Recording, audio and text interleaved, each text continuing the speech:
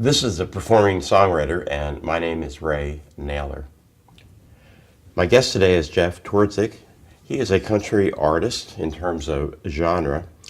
He has opened for a number of well-known country artists, including Hal Ketchum, Ann Womack, Patty Loveless, Dwight Yoakam, and Diamond Rio. During the show, we're going to hear a performance by Jeff, but even before I talk to him, we're going to hear him sing one of his songs. The first song I'm going to do is a song called We Were Just Lonely. It's one of the first songs that I wrote, and I actually felt like I wrote a decent song. But basically it was a time I was single and I was a little bit lonely, and I just thought, well, maybe it'd be a good scenario to write something about it. And so it's called We Were Just Lonely.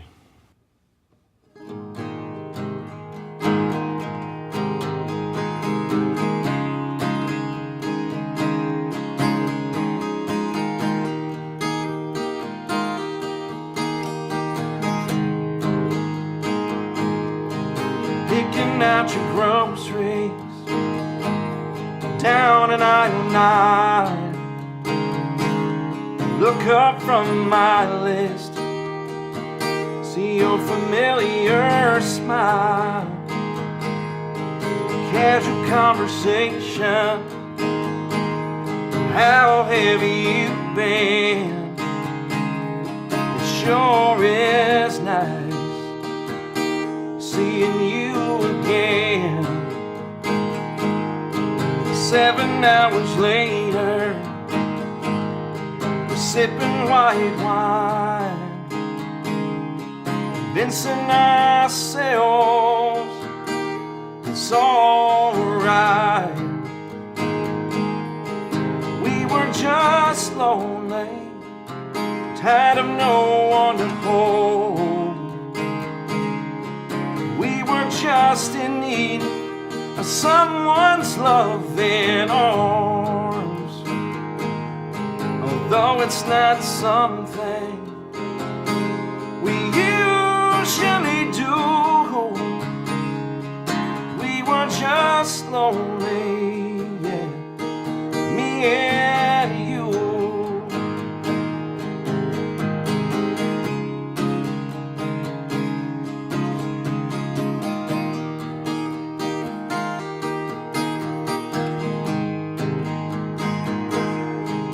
Smell the coffee brewing early next morning. Make your way downstairs with my t-shirt on. Try to fix your hair up, but you know it's a mess. Look me in the eye, and we both confess we were just lonely, tired of no one to hold. We were just in need of someone's love and arms. Though it's not something we usually do,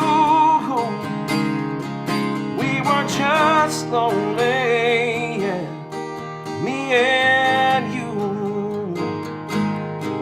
Though it's not something we usually do, you see, we were just lonely, yeah, me and you.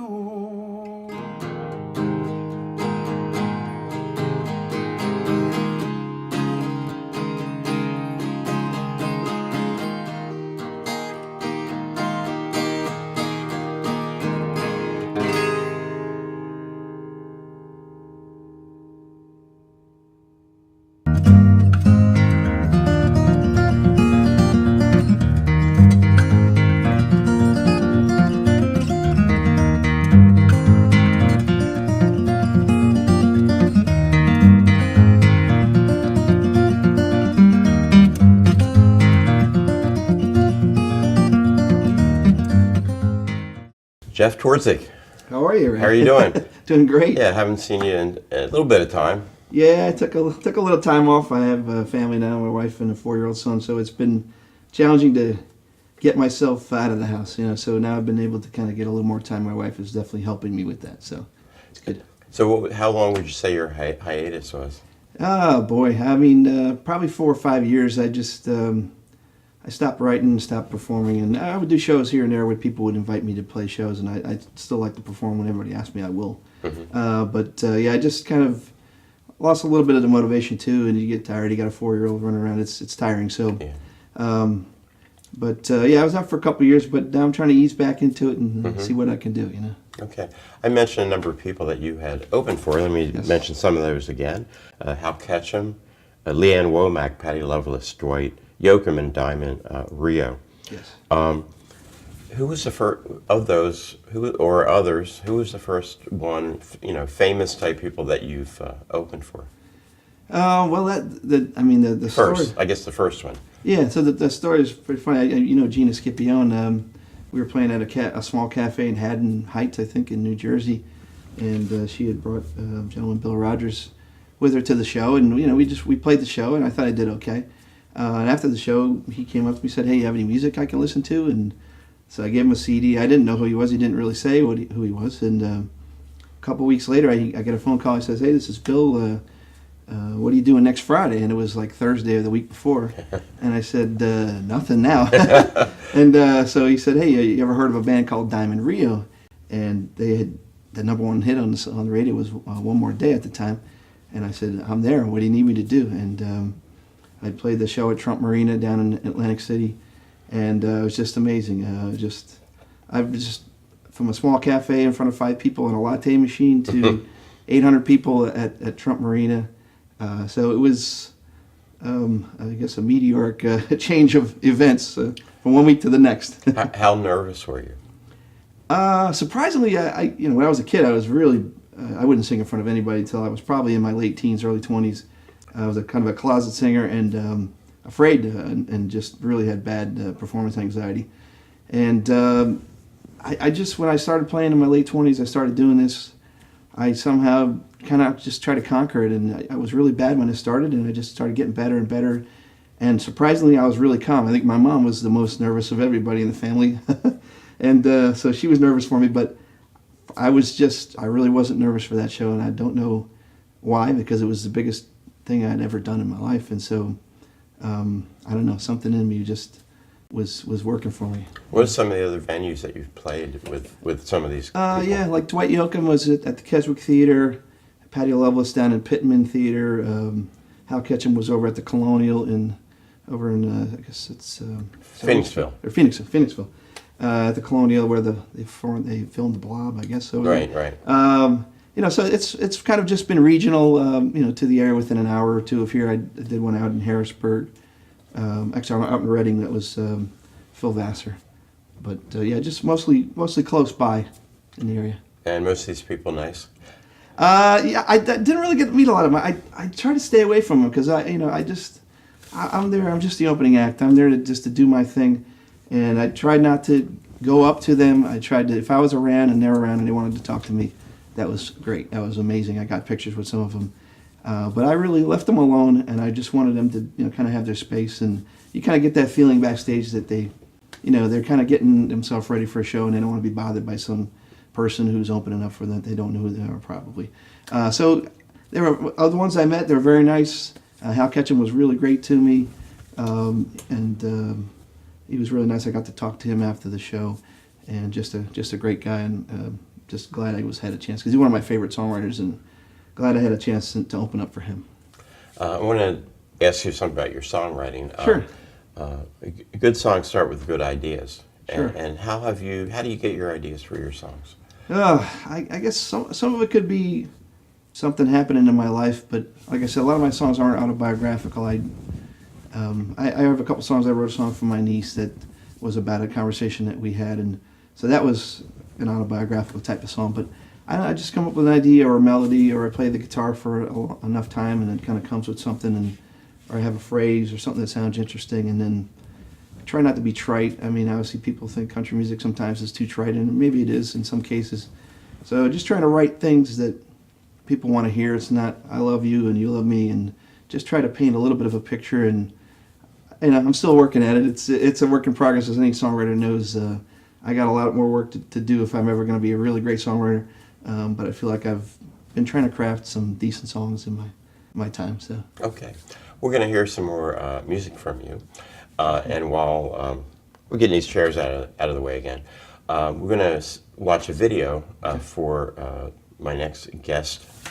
It's a duo. And before we got on here, we were talking about the place, Burlap and Bean in Newtown Square, Pennsylvania. Yep. And I met them there at the open mic a couple weeks ago. They were great. like the feature open mic Cool. act.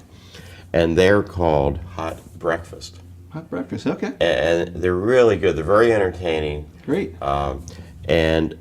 It's Jill Knapp is the one. She's an award-winning, but I think they've won a number of awards. But she has power. They say powerhouse vocals, and I think she does. And then there's Matt I should learn how to pronounce his name. Casarino. Okay. And he's an award-winning songwriter. Great. And this particular music video is called An Idiot for Christmas.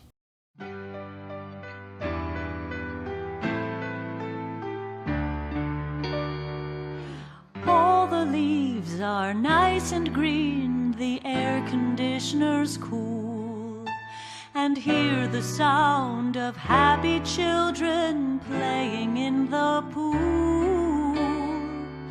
It's 92 degrees outside, but don't you get me wrong, 'cause even though it's summertime, this is still a Christmas song.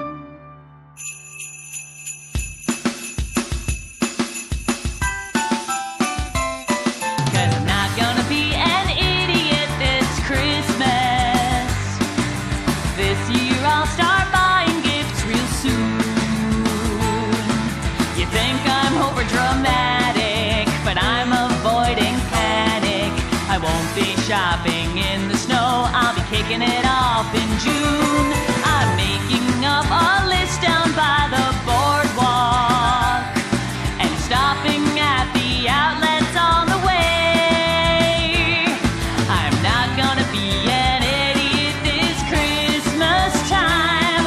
I'll have my shopping done by Labor Day.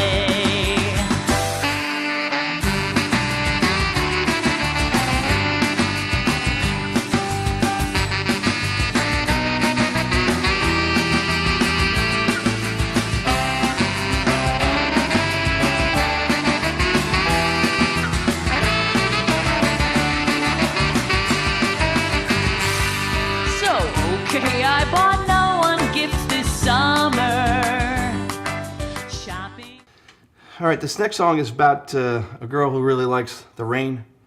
Again, this is probably when I started writing, I started feeling like I was actually getting some reasonable songs out of myself that had some kind of story explanation and had some imagery with it. And so this is basically about a girl who likes the rain. So it's called She Likes the Rain.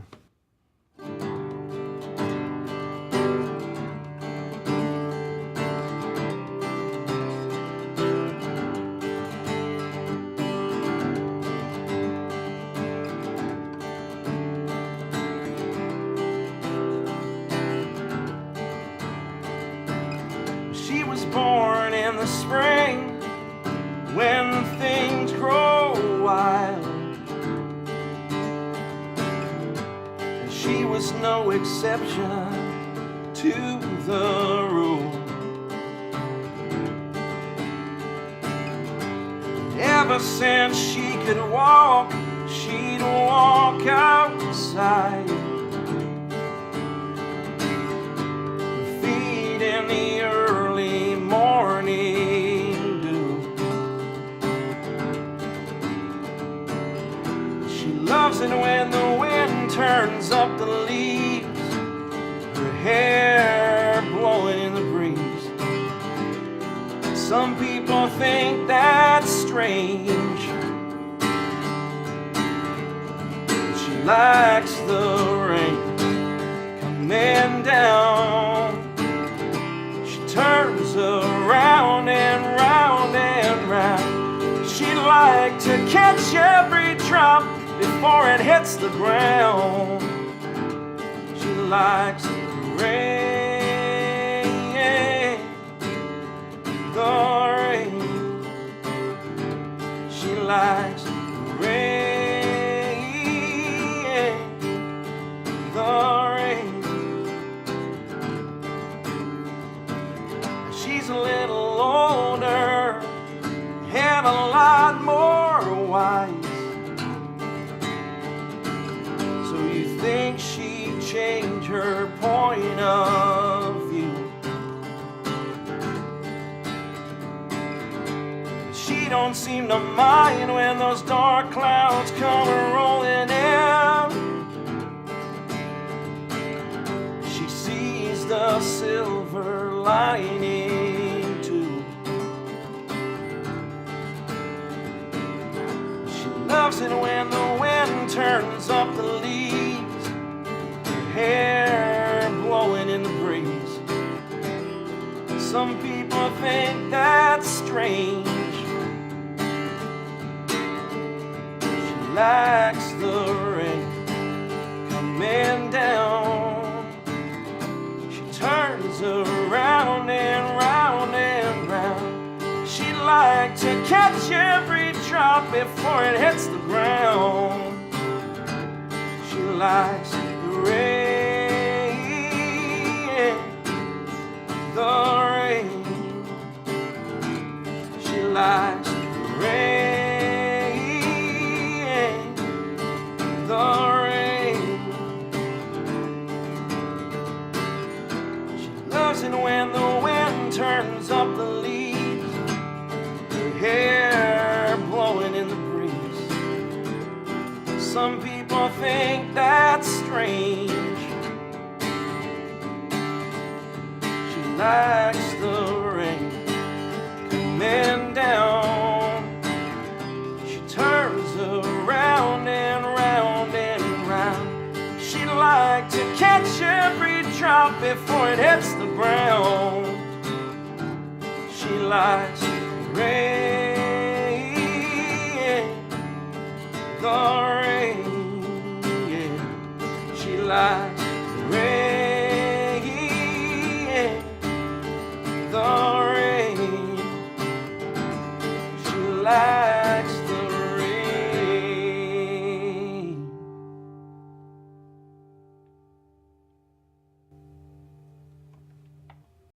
All right, I'm going to do a little something different. I'm going to do a cowboy song here. And basically, I got into country music because of Garth Brooks, and so I've been following his career pretty closely. And I know every record he puts out, he does a traditional cowboy song at the end, which is maybe not set in today's times. It might be set in the older times. So I wrote this one, and so hopefully somebody can get this to Garth, and maybe we'll make some money. But basically, I try to use a lot of imagery. It's set maybe in the 1800s, but it's about a cowboy who's away from his family for a period of a couple of years, and just working, and he feels like he's losing something. So it's called the Cowboy's Blues.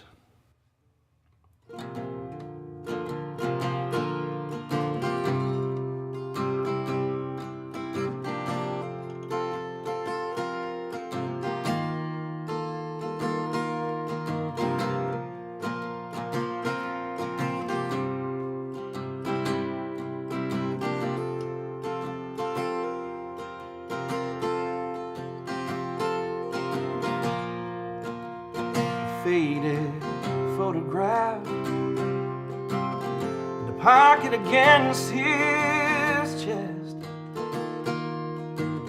The face is faded, but brilliant in his mind.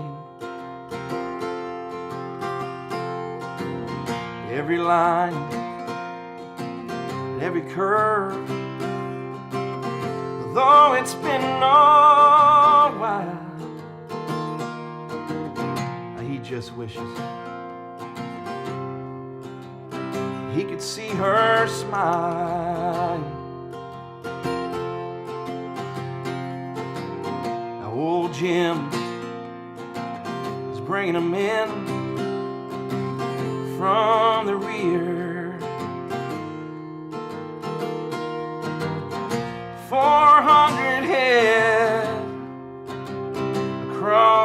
across the rim.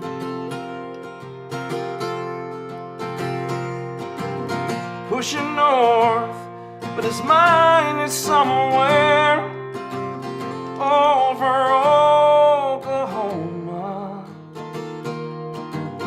Now he just wishes that he could see his newborn's eyes. He sure wishes that he could be there by her side.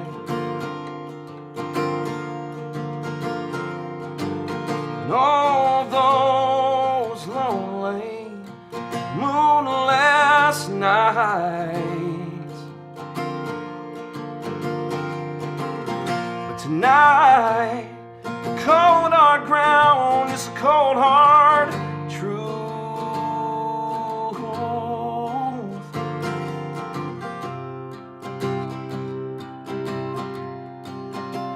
The Cowboys blues.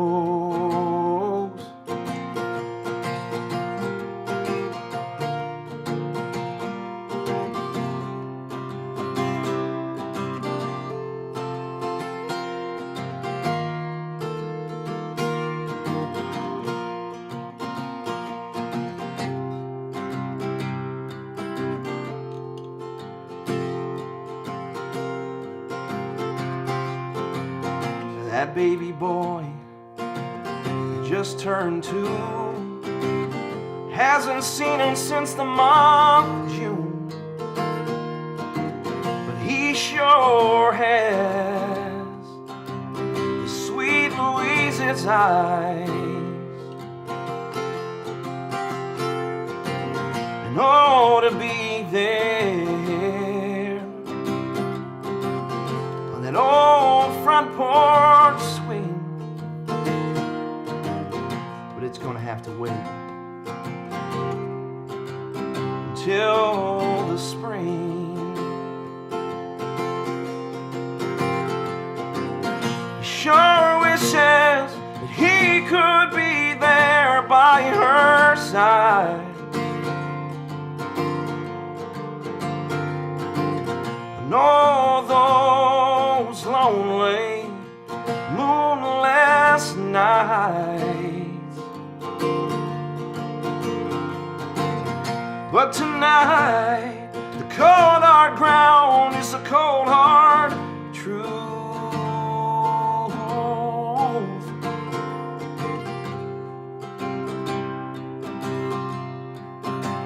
The Cowboys blues.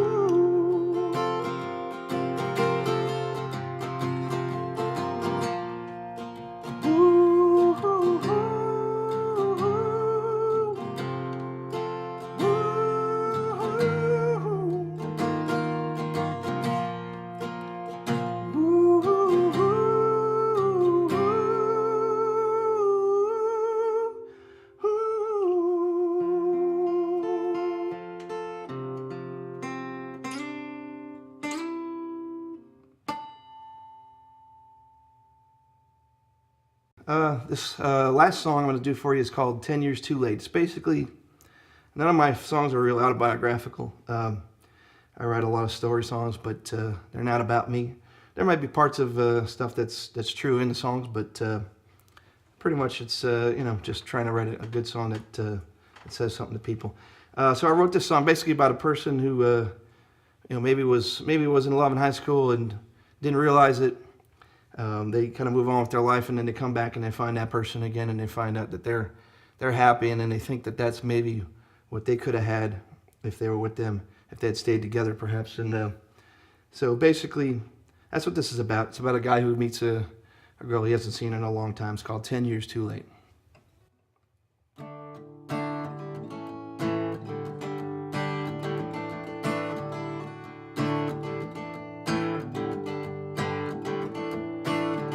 could tell that I walked from a mile away,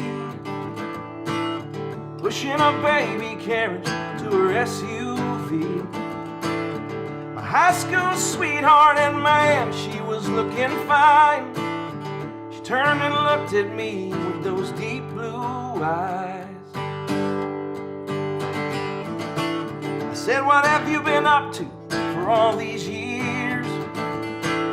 She waved the ring and smiled that smile she used to give to me. She finally got that small town, every girl's dream. A baby girl and one on the way, a perfect family, yeah. And I fell in love 10 years too late. I don't know why it happened this way. I fell in love 10 years too late. Da da da da da da da da da da. She went back to school and got her degree. Same thing we talked about when it was her and me. She said that bachelor life, man, it seems to fit you fine. And I guess that's when it hit me. I fell in love 10 years too late. Don't know why it happened this way. I fell in love 10 years too late. Da da da da da da da da. Sometimes regret and fate can meet right before your eyes. It's funny how somebody else's love can bring a tear to your eyes. And I fell in love 10 years too late. Don't know why it happened this way. I fell in love 10 years too late. Da da da da da da da da da. I fell in love. Da da da. I fell in love. Yeah. I fell in love 10 years too late. Yeah. I fell in love 10 years too late. Yeah.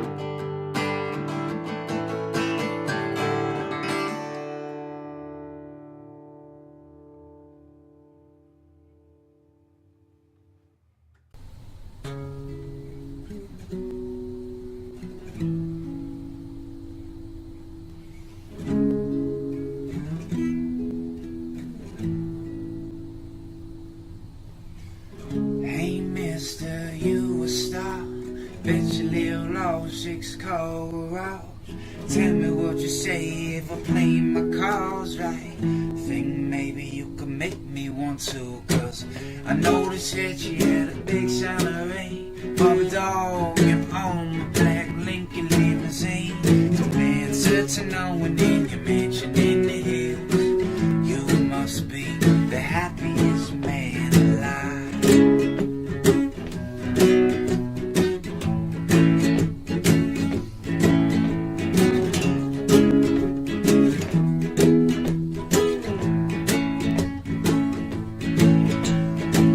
Hey princess, I love your hair, the way that you mold, love the clothes that you wear. Remember that time we exchanged that stare? Oh well, I think that I may be in love, cause I can't live without you. Don't know how it will go on. We're meant to be together, we got the same favorite song. I've known you're the one for me all along. All them other women never meant a thing. So now, but yeah, I need to find another way. 'Cause I had about enough of today. Oh, maybe I'll just float. I think I'll live tomorrow, so I don't have to live today. But yeah, I need to find myself another way. 'Cause I had about enough of today. Oh, maybe I'll just float. I think I'll live tomorrow, so I don't have to live. Okay, that was Orion Freeman, and that was when he was here on the show. Okay, Jeff, Yes. what was that last song that you? What was the title of that last song? 10 Years Too Late. Yeah, that's good. I've recognized several of those songs from when I remember you Yes. from the past. Yeah, Yeah, that's a new one. That's one of my most recent songs. yeah, that I've that's written. one I hadn't heard. Yeah, Yes. yeah, but they're all good. They're Well, all thank very you. good. I'm trying, I'm trying to do my best to put something out there. I don't want to just put some songs out that nobody wants to listen to. That hopefully they can find something in it that they've experienced or that they've gone through, and see what happens. Have you had a chance to go to Nashville? Yeah, I've been there many times. Done a lot of trips down there. When I first started in this, I was down there more for business, and you find out it's a big city that's gets very small very quickly, and you kind of get to know the people and the things you need to be doing down there.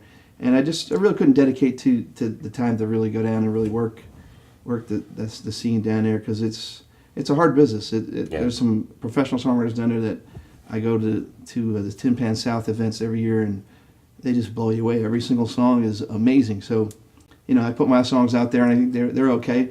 And then you hear these, and you're like, you just want to quit the business because these guys are so great. Yeah. So I've been down a bunch of times, and I haven't really been pursuing it lately. I've kind of more trying to concentrate now on writing some songs and doing more performances out, and just kind of getting back into the scene, and not really trying to be famous or anything. Just doing it more for the love of the music, which is good that I can actually do that, and it's not really a living, so I don't have to worry about making any money. Do you have any recordings?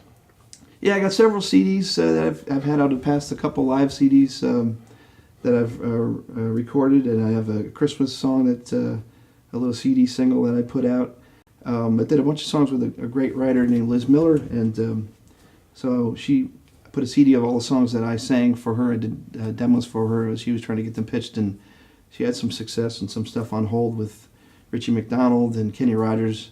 Unfortunately, none of those got cut, but we have a lot of those recordings, and so she actually put a little CD together for me, to have to sell. And Anthony Newitt was the producer on that, and I really like the songs, and so I feel real good about bringing that CD out and selling it to people if they're interested in it, because I really think that the music is good, and it's a full production, where some of my CDs are more acoustic based. So. And you've also sung on other people's recordings, haven't you? In the past? Yes. I've been on different people's albums as over the years with different people, and do a lot of demo work still now. People from all over the country, from Texas to Connecticut to California, New York State. With the miracle of the internet, people can find your stuff out there, and through some of Liz's stuff and Dan May, who I worked with them early on, and kind of developed some studio chops, I guess, because I really was green at the time, and been doing demos for years now, and it's a lot of fun, because you take something that maybe this person's not a singer, and they just want to hear how it's going to sound, and they love it when they finally hear what it sounds like, and that's really what it's about, when somebody has you in the studio and is going to pay you to do something, and you want it to be great. And so I really feel great about some of the stuff that I've done over the years that way. So. And where can people get your recordings? I guess Reverb Nation is where I have a lot of stuff posted up, and they can contact me on there. I have jefft.com, which I haven't updated in a while, because I said I've been out of the business for a little bit, so I need to go back and kind of get that back up and running. But they can contact me there. either way, I've got so I have some CDs for sale that I'd love to to get out to the people if they're interested. Okay. Well, we're going to anticipate you playing more, and I'll be looking a lot towards that. Great. Well, I remember playing a lot of gigs with you over the years and having a lot of fun with you and Lee Goldstein and a lot of the people we used to hang out with. So really look forward to hopefully getting kind of back into and meeting the same people that we used to hang out with and doing some good shows and just having some fun, Okay. Jeff Twardzik. Thank you, Ray. Thanks, Jeff. Thank you. And we'll be back in 2 weeks with Hot Breakfast.